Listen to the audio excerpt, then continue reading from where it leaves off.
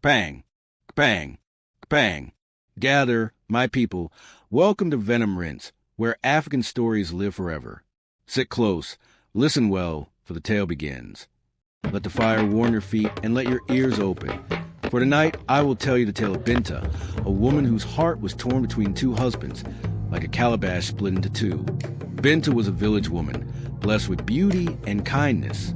Her laughter was like the morning birds, and her hands worked like the hands of 10 women. She was married to Omar, a hard-working man, full of big dreams. Together, they had 3 children, and though poverty beat their door every day, they held on to hope like a farmer holds onto his last seed. But, my children, poverty is heavier than a basket of stones. Omar grew tired of struggling. One night, when the moon was thin and the village was asleep, Omar left. He climbed into a boat, chasing the dream of Europe, the dream of Spain. He promised to return rich. But the river of fate is deep and dark. Days became months, months became years.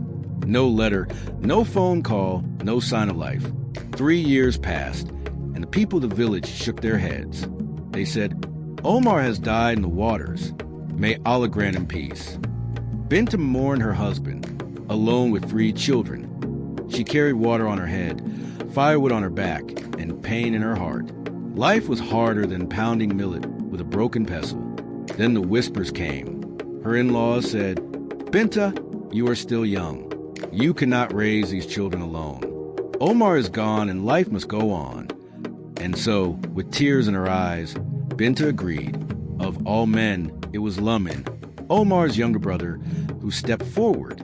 He married her, cared for her 3 children, and together they had 2 more. Slowly, the darkness of grief gave way to the light of comfort. The compound laughed again. The children ran and played. The household had found balance. But, my children, fate is a drum. It beats when you least expect it.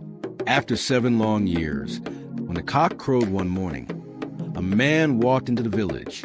His face carried scars of suffering. His eyes carried stories of sorrow. It was Omar. Yes, Omar had returned. The people gathered as dust rose on the road. They said, is this not Omar, the son of Saini? We buried him in our hearts long ago. Omar explained his journey. He told them the boat was stopped in Tunisia. He was accused falsely of being a smuggler. He was thrown in prison, forgotten by the world, and only after years of change did freedom find him. Now, at last, he was home. But, my children, home was no longer his. His wife, Binta, was another man's wife. His children were grown. The compound he left was filled with new voices. His own brother Lamin now stood where he once stood. The village was divided.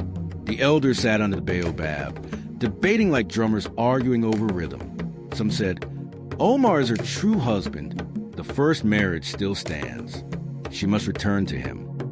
Others said, no, Lamin is the man who stayed. He carried her burden, raised the children, gave her more children. Can she abandon him now? And in the middle of this storm stood Binta, torn between past and present. Omar, her first love, the father of her 3 children. Lamin, her comfort, the man who never left, the father of her 2 more. Her heart was heavy, her soul restless. Both men claimed her, but only she could decide. So I ask you, my children, around this fire, is the first marriage still valid, or has time and hardship erased it?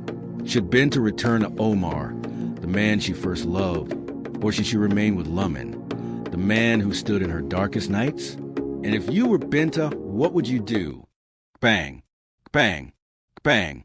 The drum of the story has ended, but its echo lives in your heart. This is Venom Rinse. Subscribe, share, and return for many more African tales await.